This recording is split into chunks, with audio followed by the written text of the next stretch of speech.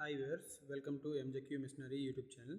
Viewers, MJQ machinery YouTube ఛానల్ని subscribe చేసుకోవడం ద్వారా మనకి CCIP 3.1 వెల్డింగ్ ఇన్స్పెక్టర్ కోర్స్ అనేది నేర్చుకోవడం జరుగుతుంది. అదేవిధంగా మనకి already CCIP 3.1 welding inspector course అనేది స్టార్ట్ చేసి ఆల్రెడీ 5 చాప్టర్స్ అనేది కంప్లీట్ చేయడం జరిగింది. ఎవరైనా చూడని వాళ్ళు ఉంటే ప్రీవియస్ క్లాసెస్ అనేది చూడండి, మీకు క్లారిటీగా అర్థమవుతుంది. ఓకే, అదేవిధంగా ఈరోజు క్లాస్ వచ్చేసరికి మనకి chapter 6 okay, WPS welder qualification.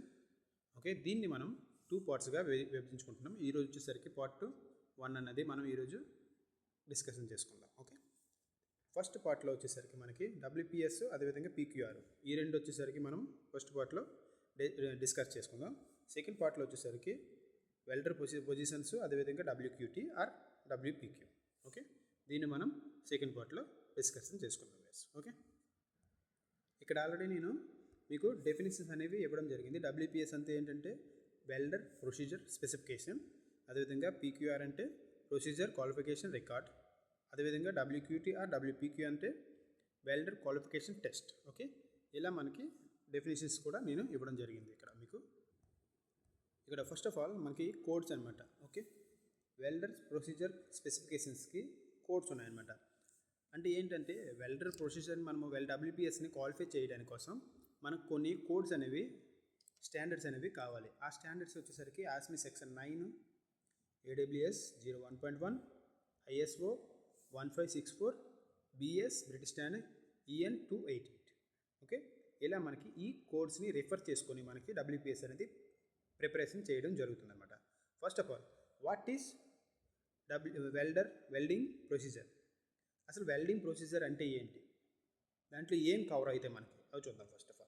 Okay, first వచ్చేసరికి ప్లానింగ్ టాస్క్స్ అంటే ఎలా మనకి వెల్డింగ్ చేయాలనేది కూడా ప్లాన్ చేయాలి. కలెక్ట్ ది డేటా, వెల్డింగ్ చేసిన తర్వాత ఆ డేటాని కలెక్ట్ చేయాలి.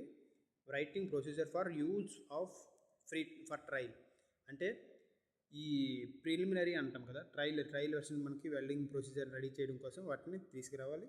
తర్వాత మేకింగ్ టెస్ట్ వెల్డింగ్ వచ్చేసరికి అదే టెస్ట్ వెల్డింగ్ చేయడం కోసం మనకి దాన్ని ప్రిపేర్ చేయాలి.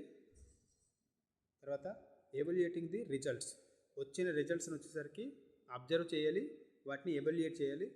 ఓకే, అప్రూవింగ్ ది ప్రొసీజర్, ఆ రిజల్ట్ ఒకవేళ పాస్ అయితే అప్రూవ్ చేస్తాము, లేదంటే రిజెక్ట్ చేస్తాము అలా. నెక్స్ట్ వచ్చేసరికి ప్రిపరేషన్ ది డాక్యుమెంట్స్, అంటే ఈ టెస్ట్ వచ్చేసరికి అప్రూవ్ అయ్యిందనుకో, ప్రొసీజర్ అప్రూవ్ అయ్యిందనుకో మనకి డాక్యుమెంట్ అనేది WPS అనేది ప్రిపేర్ చేయడం జరుగుతుంది అనమాట. ఓకే, ఇక్కడ చూసుకుంటే in most codes reference is made to how the procedure is to be devised and whether approval of these procedures is required. అంటే మనకి ఈ స్టాండర్డ్స్ని యూజ్ చేసి ఈ ప్రొసీజర్ అన్నీ కూడా రిక్వైర్గా ఉండాలి అని అంటున్నారు అనమాట. ఓకే, ఇక్కడ నేను మీకు ఇవ్వడం జరిగింది అసలు ఈ కోడ్స్ వచ్చేసరికి దేనికి రెఫర్ చేస్తుంది అనేసి. AWS D1.1 structural steel welding code అనమాట. అంటే స్ట్రక్చరల్ స్టీల్కి మొత్తం అన్నిటికి కూడా రెఫర్ చేసేది AWS D1.1. ఓకే, గుర్తుంచుకోండి, ఎందుకంటే స్టాండర్డ్స్ చాలా ఇంపార్టెంట్ అండి. ఓకే, నెక్స్ట్ వచ్చేసరికి ASME సెక్షన్ 9. ASME సెక్షన్ 9 వచ్చేసరికి వెసల్స్ అండ్ పైప్ వర్క్స్ అండి. ఓకే, అంటే ప్రెజరైజ్డ్ సిస్టమ్స్, అంటే ప్రెషర్ వెసల్స్ అండ్ పైప్ లైన్కి ASME సెక్షన్ 9. నెక్స్ట్ వచ్చేసరికి BS 2633, ఇది వచ్చేసరికి class 1 welding steel pipe works. మనకి పైప్ వర్క్స్లో క్లాసెస్ ఉన్నాయి, క్లాస్ 1, క్లాస్ 2, క్లాస్ 3 అలాగా. దీంట్లో వచ్చేసరికి క్లాస్ 1కి వచ్చేసరికి 2633 అనేది బ్రిటిష్ స్టాండర్డ్ అనేది యూజ్ చేయడం జరుగుతుంది అనమాట. ఓకే, నెక్స్ట్ వచ్చేసరికి APN 1104, ఇది వచ్చేసరికి వెల్డింగ్ ఆఫ్ పైప్ లైన్ కోసం దీన్ని కూడా యూజ్ చేస్తాం. అదేవిధంగా BS 4515 వెల్డింగ్ పైప్ లైన్. ఇక్కడ చూసుకోండి, ఇవి కూడా పైప్ లైన్కి యూజ్ చేస్తాం, ఇది కూడా పైప్ లైన్కి యూజ్ చేస్తాం. కానీ ఇక్కడికి వచ్చేసరికి ఇది over 7 bar pressure. Okay, 7 bar ప్రెషర్కి వచ్చేసరికి ఎక్కువ ఉంటే 4515 అనేది యూజ్ చేయడం జరుగుతుంది అనమాట. అదేవిధంగా ఇక్కడ కూడా ఇవ్వడం జరిగింది EN 1011 process of the arc welding steels. Okay, arc welding కోసం 1011 అనేది యూజ్ చేయడం జరుగుతుంది అనమాట. ఇలా మనకి ఈ స్టాండర్డ్స్ వచ్చేసరికి మనకి ప్రతిది కూడా ఈ స్టాండర్డ్స్ అనేది చాలా ఇంపార్టెంట్ అండి. ఇంపార్టెంట్ స్టాండర్డ్స్ మాత్రం ఇక్కడ ఇవ్వడం జరిగింది వెల్డింగ్ రిలేటెడ్. ఓకే, ఇవి కొంచెం మీరు రెఫర్ చేయండి మ్యాక్సిమం. ఓకే, ఇక్కడ మనం చూసుకుంటే సమ్మరీ ఆఫ్ డిజిగ్నేషన్స్ అంటే ఏం లేదంటే అసలు డబ్ల్యూపీఎస్ చేయడానికి మనకి స్టేజెస్ ఉన్నాయి. ఫస్ట్ ఆఫ్ ఆల్ పీడబ్ల్యూపీఎస్ అంటే preliminary welding procedure specification. First of all PWPS అనేది చేయాలి. దీన్ని పీడబ్ల్యూపీఎస్ చేసిన తర్వాత మాత్రమే మనకి నెక్స్ట్ వచ్చేసరికి దీన్ని అప్రూవల్ చేసిన తర్వాత వెల్డర్ వచ్చేసరికి వెల్డింగ్ వచ్చేసరికి చేయాలి. అంటే డబ్ల్యూపీఏఆర్ అని కూడా చెప్పొచ్చు, లేదంటే డబ్ల్యూపీక్యూఆర్ అని కూడా చెప్పొచ్చు. Okay, welder procedure approval record. Okay, first of all PWPS చేస్తాం, పీడబ్ల్యూపీఎస్ చేస్తాం, ఆ తర్వాత వచ్చేసరికి డబ్ల్యూపీక్యూఆర్ చేసి ఈ రికార్డ్స్ వచ్చి అన్నీ కూడా ఓకే అయితే అప్పుడు మనకి డబ్ల్యూపీఎస్ అనేది ఫైనల్గా approved means as per the client requirements everything project specifications అన్నీ యూజ్ చేసి మనకి డబ్ల్యూపీఎస్ అనేది ప్రిపేర్ చేయడం జరుగుతుంది అనమాట ఫైనల్గా. ఓకే, మీకు ఇక్కడ కొన్ని స్టేజెస్ అనేవి కూడా పెట్టడం జరిగి చూపిస్తాను చూడండి. ఫస్ట్ ఆఫ్ ఆల్ ఏంటంటే అసలు వెల్డింగ్ ప్రొసీజర్ క్వాలిఫికేషన్ చేయాలంటే మనకి ఏం కావాలండి. Okay, the welding engineer rights A preliminary welding procedure specification అంటే పీడబ్ల్యూపీఎస్. ఓకే, గుర్తుంచుకోండి ఇది ఫస్ట్.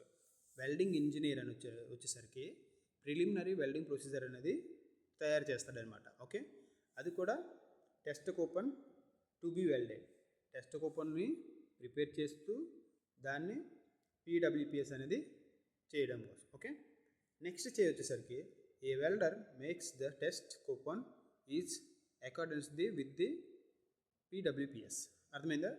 ఇంజనీర్ వచ్చేసరికి వెల్డింగ్ ఇంజనీర్ వచ్చేసరికి పీడబ్ల్యూపీఎస్ని రెడీ చేస్తే దాన్ని బేస్ చేసుకొని వెల్డర్ వచ్చేసరికి మనకి వెల్డింగ్ కొట్టడం అనేది జరుగుతుంది అనమాట. ఓకే, నెక్స్ట్ వచ్చేసరికి a welding inspector records the all the welding conditions used to make the test coupon as run conditions. అంటే వెల్డింగ్ ఇన్స్పెక్టర్ అంటే ఏం చేస్తాడంటే ఈ వెల్డింగ్ కండిషన్స్ ఉన్నాయి కదా, అంటే వెల్డింగ్ చేసేటప్పుడు వచ్చే మొత్తం రన్స్, ఆ తర్వాత వోల్టేజు, యాంపియర్స్ అవన్నీ కూడా ఆ టెస్ట్ పీస్కి మనకి వాడు విట్నెస్ చేస్తాడనమాట. Okay, next an independent examiner examining the body, third party inspector may be required to monitor the procedure qualification.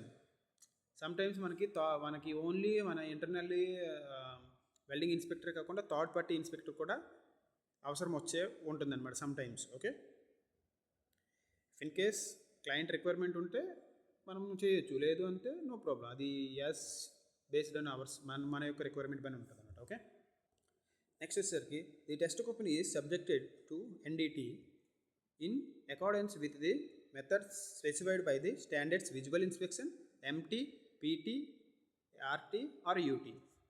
Okay, అర్థమైందా?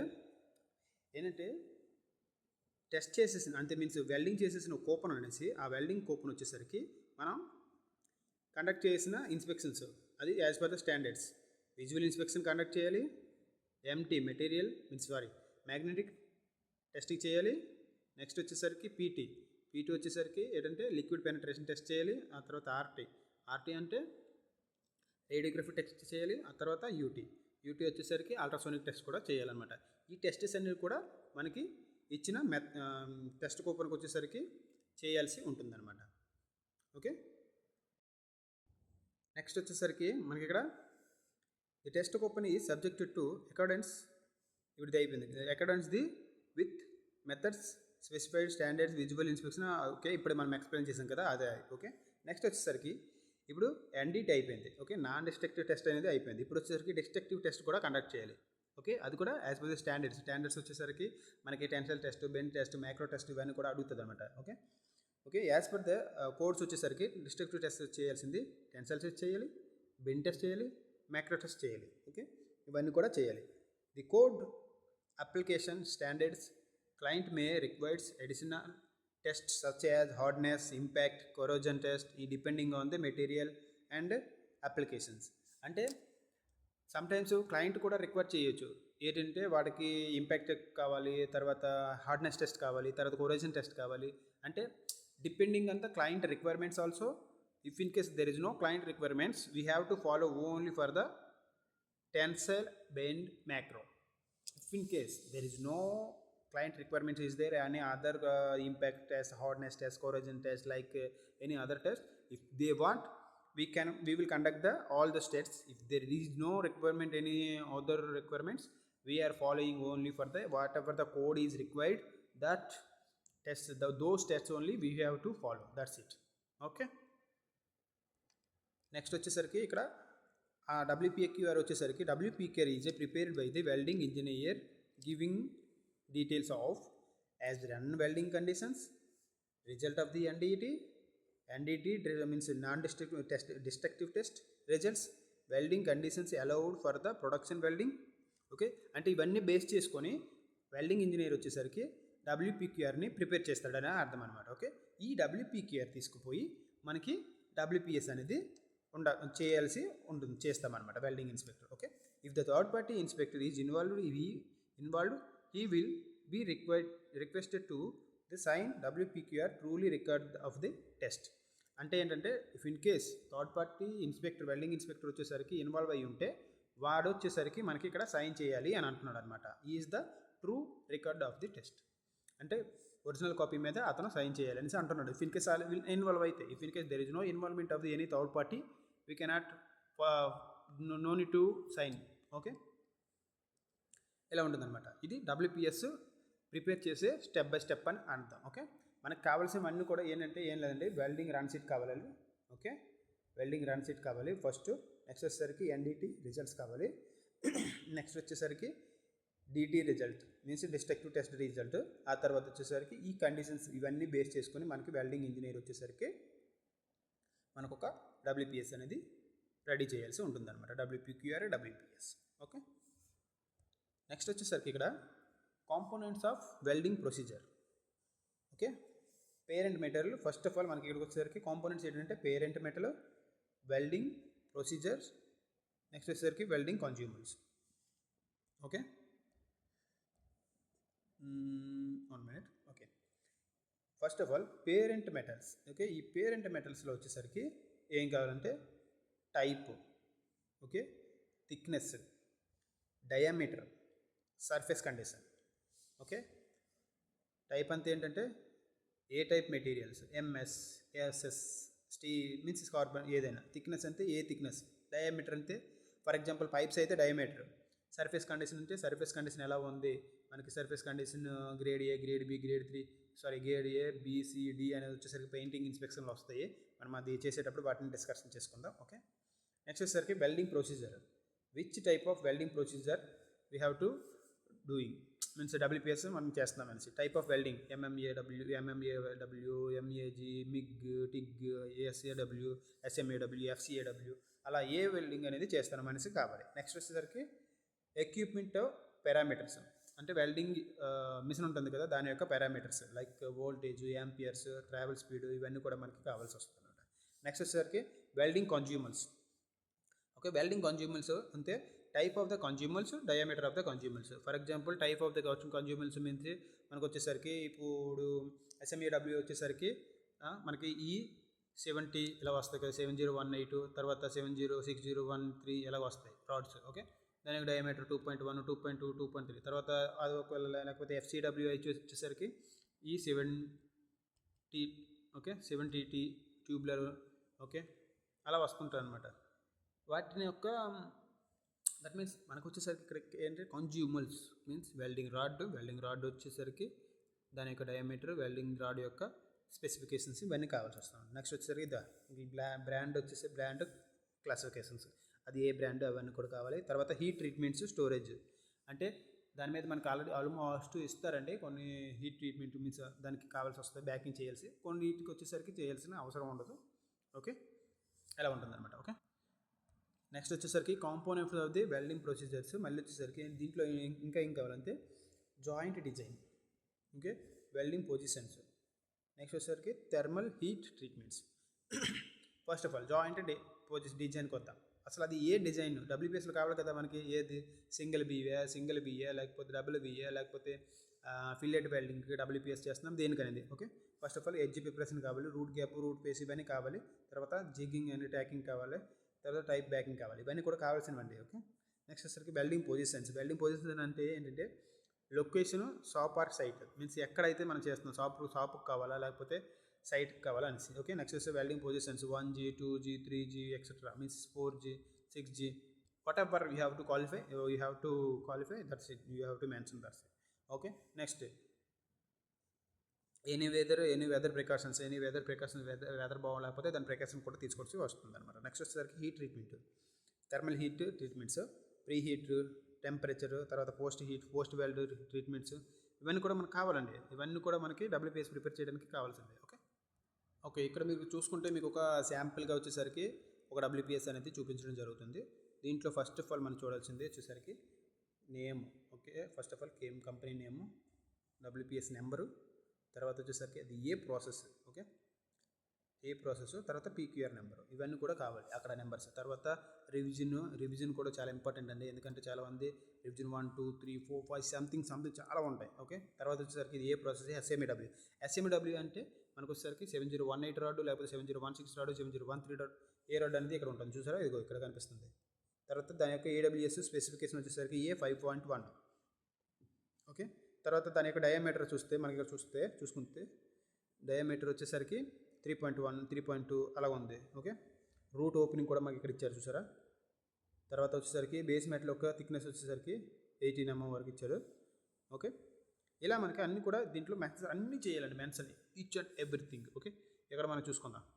దాని యొక్క ఫోటో చూస్తే మీకు కనిపిస్తుంది, రూట్ గ్యాప్ ఎంత ఉంది, దాని యొక్క థిక్నెస్ ఎంత, దాని యొక్క డిగ్రీ ఎంత, బేబుల్ డిగ్రీ, ఆ తర్వాత రూట్ ఫేస్ ఎంత, అన్నీ కూడా ఇక్కడ మనకి మెన్షన్ చేసాం. ఓకే, తర్వాత రూట్ పాస్ వచ్చేసరికి ఇక్కడ ఉంది చూసారా, దాని యొక్క యాంపియర్స్, ఇవన్నీ కూడా మనకి ట్రాక్ చేయాల్సి ఉంటుంది అనమాట. అదేవిధంగా hot pass, capping, okay next వచ్చేసరికి క్యాపింగ్ 2, ఓకే అలా అన్నీ కూడా ప్రతిదీ కూడా మనకి దీంట్లో చేయాల్సి ఉంటుంది. ఓకే, దీన్ని మీరు శాంపిల్గా మాత్రమే చూడాలి. ఓకే, ఫైనల్గా మీకు అన్నీ అయిన తర్వాత ఇక్కడికి వచ్చేసరికి మీకు సిగ్నేచర్ అనేది కావాల్సింది అంతే అనమాట. Okay, first of all signature వచ్చేసరికి మీరు ఎవరైతే వెల్డింగ్ ఇన్స్పెక్టర్ చేశారో ఇన్స్పెక్టర్ది కావాలి, లేదంటే థర్డ్ పార్టీ ఉంటే థర్డ్ పార్టీది, ఒకవేళ లేదు క్వాలిటీ మేనేజర్ ఎవరైనా ఉంటే క్వాలిటీ మేనేజర్తో సైన్ చేయించి మిడిల్లో ఇంకొక మీరు పెట్టుకోవచ్చు థర్డ్ పార్టీ అనేసి. ఇక్కడ వచ్చేసరికి first third party, prepared by third party, reviewed by QC, లేదంటే prepared by QC, reviewed by third party, approved by QC manager. Okay, next వచ్చేసరికి ఇక్కడ మనం చూసుకుంటే ఇక్కడ BSEN ISO 15614, ఓకే -1. దీని ప్రకారం మనకి థిక్నెస్ రేంజ్ మనకి ఏ థిక్నెస్లో మనకి వెల్డింగ్ చేస్తే ఎంతవరకు రేంజ్ అనేది మనం ఒకసారి చూసుకుందాం. ఓకే, మనకు వచ్చేసరికి ఇక్కడ థిక్నెస్ వచ్చేసరికి థిక్నెస్ వచ్చేసరికి <2 3 mm అయితే మనకు ఓన్లీ 0.7 to 2 mm 2 థిక్నెస్కి మాత్రమే 2T అంటే 2T అంటే ఏంటి 3 into T means thickness 3 mm into 2 అంటే 6 mm వరకు మాత్రమే వెల్డింగ్ చేయడానికి అవుతుంది అనమాట, 3 mmకి ఇచ్చేస్తే. ఓకే, మల్టీపాస్ వచ్చేసరికి అవసరం. నెక్స్ట్ వచ్చేసరికి ఇక్కడ 3 to 6 అంటే థిక్నెస్ వచ్చేసరికి <= 3 mm <= 30 mm. ఓకే, 30 mmకి లెస్ దాన్ ఉంటే, అదేవిధంగా 3 mmకి గ్రేటర్ దాన్ ఉంటే మనకి ఇక్కడ వచ్చేసరికి 2Tకి మనకి ఇచ్చేసుకుంటాం అనమాట. అదేవిధంగా థిక్నెస్ వచ్చేసరికి greater than equal to 30 mm thickness ఉందనుకో, దీంట్లో వచ్చేసరికి మనకి అన్లిమిటెడ్ అనమాట. Okay, single pass unlimited, note restrictions, multi పాస్కి note restrictions means unlimited. Maximum normally AWS మనకి చెప్తుంది ఏంటంటే, ఓకే ఒక వెల్డర్కు క్వాలిఫై చేయడానికి లేదా WPS క్వాలిఫై చేయడానికి thickness = 25 mm or more than 25 mm is qualified unlimited. Already మనకి AWS D1.1 యాస్మిన్ సెక్షన్ 9 ఆల్సో అవి మనకి స్టాండర్డ్స్ అనేవి చెప్తున్నాయి. Thickness = 25 mm or above. If in case thickness below 25 mm వచ్చేసరికి 2T. ఓకే, ఈజీగా ఇవన్నీ మీరు అవన్నీ గుర్తుపెట్టుకోవాల్సిన లేకుండా నేను సింపుల్గా చెప్తాను ఏంటంటే, మీకు మళ్ళీ ఈజీ చెప్తాను ఏంటంటే, థిక్నెస్ వచ్చేసరికి 25 mm కంటే ఎక్కువ ఉంటే ప్లేట్ థిక్నెస్ మీరు అన్లిమిటెడ్కి క్వాలిఫై యాజ్ WPS అవ్వచ్చు, లేదంటే WQT అవ్వచ్చు, ఏదైనా సరే. ఓకే, అదేవిధంగా థిక్నెస్ వచ్చేసరికి 25 mmకి బిలో ఉంటే 2Tకి మాత్రమే క్వాలిఫై. అంటే 20 mm మీరు వెల్డింగ్ పీస్ కొట్టారనుకుంటే 2 × 20 mm, అప్పుడు 40 mm only the welder or WPS qualified. Okay, unlimited qualify అప్పుడు అర్థమైందా. నెక్స్ట్ వచ్చేసరికి ఇక్కడ మనకి వెల్డింగ్ ప్రాసెసెస్ కొన్ని నేను చూపించాను.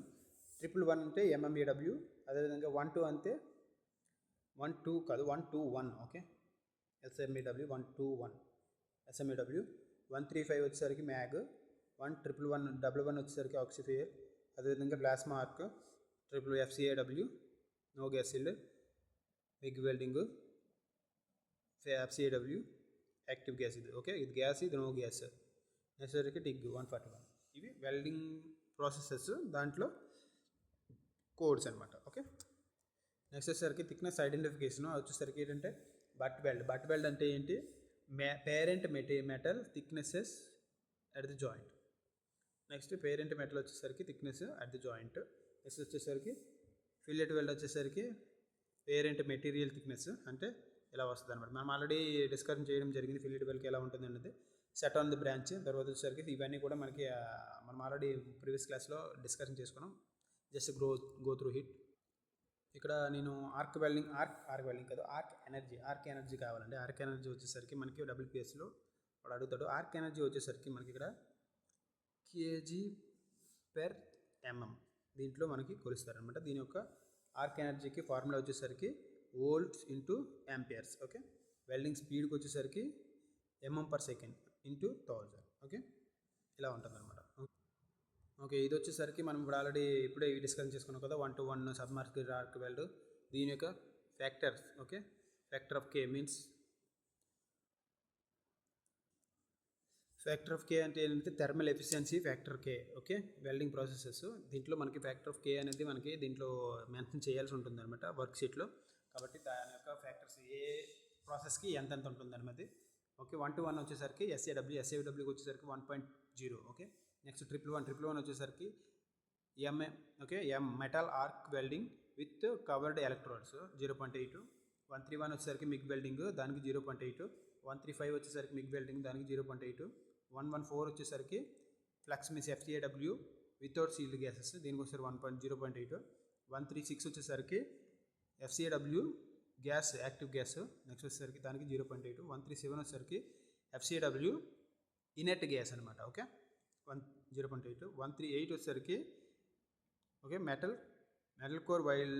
Okay, metal arc weld means ఇది వచ్చేసరికి ఇది కూడా సేమ్. ఓకే, 0.8, ఇది కూడా 0.8. నెక్స్ట్ టిగ్ వెల్డింగ్ వచ్చేసరికి 0.6. ఈ రెండు చూసుకోండి. ఓకే, దీని మాత్రం థర్మల్ ఎఫిషియన్సీ వచ్చేసరికి 0.6 అనమాట. ఓకే, మ్యాక్సిమం వచ్చేసరికి SAWకి 1.0 గుర్తుంచుకోండి. మిగతా అన్ని ప్రాసెస్కి వచ్చేసరికి కూడా 0.8. ఓన్లీ టిగ్ వెల్డింగ్కి వచ్చేసరికి 0.6. ఇది గుర్తుంచుకోండి. ఓకే, నెక్స్ట్ వచ్చేసరికి అబ్రివేషన్స్ అండ్ సింబల్స్. I అంటే ఏంటి, ఆర్క్ వెల్డింగ్ కరెంట్. ఓకే, యాంపర్స్లో ఉంటుంది దాని సింబల్. ఓకే, నెక్స్ట్ వచ్చేసరికి K అంటే thermal efficiency factor. Okay, next వచ్చేసరికి V అంటే వెల్డింగ్ స్పీడ్ mm/min. నెక్స్ట్ వచ్చేసరికి Q అంటే హీట్ ఇన్పుట్ kJ/min. U అంటే ఆర్క్ వోల్టేజ్ వోల్ట్స్. ఓకే, దీనికి ఫార్ములా వచ్చేసరికి ఎలా ఉంటుంది అనమాట, Q = KU × I/V × 10⁻³ ఓకే, ఇది దాని యొక్క ఇది. ఓకే, ఇవి అనమాట ఈ రెండు ఫార్ములాస్ మీరు గుర్తుపెట్టుకోండి, క్యాలిక్యులేషన్స్లో అడిగే అవకాశం ఉంది. అదేవిధంగా మనం ఇక్కడ ఒక ఎగ్జాంపుల్ కూడా చూద్దాం. ఓకే, ఎగ్జాంపుల్ వచ్చేసరికి a MAG weld is made and the following conditions were recorded. First of all arc voltage వచ్చేసరికి 24. ఓకే, వెల్డింగ్ యాంపరేజ్ వచ్చేసరికి 240. ట్రావెల్ స్పీడ్ వచ్చేసరికి 300 mm/min. Okay, what is the arc energy? మనం కనుక్కోవాల్సింది ఏంటి, arc energy and heat input. Okay, మనం ఇప్పుడే arc ఎనర్జీకి వచ్చేసరికి మనం ఇక్కడ ఫార్ములా అనేది చూడడం జరిగింది. Okay, AE okay kJ/mm. Okay, first of all దీని ఫార్ములా చూసుకుంటే మనకి ఇదన్నమాట formula. Okay, volts into amps by travel speed mm/s into 1000. Okay, దీంట్లో మనకు వోల్ట్స్ ఎంత ఇచ్చాడండి, 24 volts. తర్వాత యాంప్స్ ఎంత ఇచ్చాడు, 240. ట్రావెల్ స్పీడ్ ఎంత ఇచ్చాడు 300 per minute కాబట్టి 600 ఓకే ఇంటూ 1000 ఓకే దీన్ని మినిమం మీరు ఇంటూ మల్టిప్లై చేసుకుంటే ఎంత వస్తుంది అనమాట ఆన్సర్. ఫైనల్గా మనకు వచ్చేసరికి దీని యొక్క ఇది వచ్చేసరికి హీట్ ఇన్పుట్, మనకు కావాల్సింది హీట్ ఇన్పుట్, అదేవిధంగా ఆర్క్ ఎనర్జీ, ఈ రెండు వచ్చేసరికి దీని యొక్క ఆన్సర్ అనమాట. ఓకే ఎలా ఉందండి. ఓకే ఇది వచ్చేసరికి ఈరోజు పార్ట్ అండి. ఓకే ఫస్ట్ పార్ట్లో మనం ఈరోజు డబ్ల్యూపీఎస్ని ఎలా ప్రిపేర్ చేయాలి, తర్వాత ఆర్క్ ఎనర్జీ హీట్ ఇన్పుట్ని ఎలా మనం కనుక్కోవాలని ఈరోజు క్లాస్లో మనం నేర్చుకున్నాము. అదేవిధంగా డబ్ల్యూపీక్యూఆర్ కూడా మనం ఆల్రెడీ దీంట్లో కవర్ అయ్యింది. ఓకే నెక్స్ట్ క్లాస్లో వచ్చేసరికి మనకి పార్ట్ 2 వచ్చేసరికి వెల్డింగ్ పొజిషన్స్ నేర్చుకుందాం, డబ్ల్యూక్యూటీ అనేది నేర్చుకుందాం. ఓకే వేర్స్ మీకు ఈ క్లాస్లో ఎటువంటి డౌట్స్ ఉన్నా సరే కింద కామెంట్ సెక్షన్లో కామెంట్ చేయండి. మీరు అనుకోవచ్చు మీరు లేట్గా చేస్తున్నారు వీడియోస్ అనేసి, చాలామంది కూడా చాలా కామెంట్స్ చేస్తున్నారు. ఓకే ఎనీవే నేను మ్యాక్సిమం ట్రై చేస్తున్నాను మీకు ఎంత వేగంగా అయితే అందించాలనేసి నాకు కూడా ఉంది, కానీ నాకు కూడా టైం సెట్ అవ్వట్లేదు, దానివల్ల చేయలేకపోతున్నాను. ఓకే ఎనీవే నేను ఇప్పుడు టైం తీసుకొని మీకు డెఫినెట్గా మీకు ఎంత వేగంగా అయితే అంత వేగం అన్ని చాప్టర్లు కంప్లీట్ చేయడానికి ప్రయత్నిస్తాను. థ్యాంక్ యూ ఫర్ అందరి మీ యొక్క సపోర్ట్స్కి అందరికీ థ్యాంక్ యూ. మీకు ఏమైనా సరే ఈ చాప్టర్లో డౌట్స్ ఉంటే చెప్పండి, నేను డౌట్స్ క్లారిఫై చేయడానికి ప్రయత్నిస్తాను. అదేవిధంగా మనకి టెలిగ్రామ్ ఛానల్ కూడా మనము చేయడం జరిగింది. ఓకే దాంట్లో జాయిన్ అవ్వండి. ఓకే దాంట్లో మీకు మ్యాక్సిమం ఈ యొక్క క్లాస్ నోట్స్ అనేది నేను పెట్టడం జరుగుతుంది. మీకు అవి అయితే డిలీట్ అవ్వు, దాంట్లో మీరు ఎప్పుడైనా ఎవరైనా కొత్త వాళ్ళు జాయిన్ అయ్యే సరే మీరు చూసుకోవచ్చు. ఓకే అదేవిధంగా మనకి వాట్సాప్ ఛానల్ కూడా ఉంది, దీంట్లో మీకు మెసేజ్ చేయొచ్చు. మీరు మెసేజ్ చేస్తే మీకు మ్యాక్సిమం ట్రై చేస్తాను మీకు ఏమైనా డౌట్స్ క్లియర్ చేయడానికి. అనుకోవచ్చు మీరు అంటున్నారు కానీ మీరు రిప్లై ఇవ్వట్లేదు ఇవ్వాలనేసి, రిప్లై ఇస్తానండి, ఇవ్వడానికి ట్రై చేస్తున్నాను, కానీ ఒక్కరు కాదు ఇద్దరు కాదు అందరూ చాలామంది చేస్తున్నారు కదా, అందరికీ నేను రిప్లై ఇవ్వాలి కదా, కొంచెం టైం పడుతుంది, కానీ డెఫినెట్గా రిప్లై ఇవ్వడం అనేది జరుగుతుంది అనమాట. Okay anyway thank you for your support. అందరికీ మంచిగా రీచ్ అవుతుంది అనేసి నేను అనుకుంటున్నాను, అందరికీ అర్థమవుతుంది అనేసి అనుకుంటున్నాను. దయచేసి అందరూ బాగా నేర్చుకోండి, మంచిగా మీ యొక్క ఫ్యూచర్కి యూజ్ అవుతాయి. Okay thank you for watching MJQ machinery YouTube channel. Thank you viewers, love you all, bye. We will see you next part. Thank you.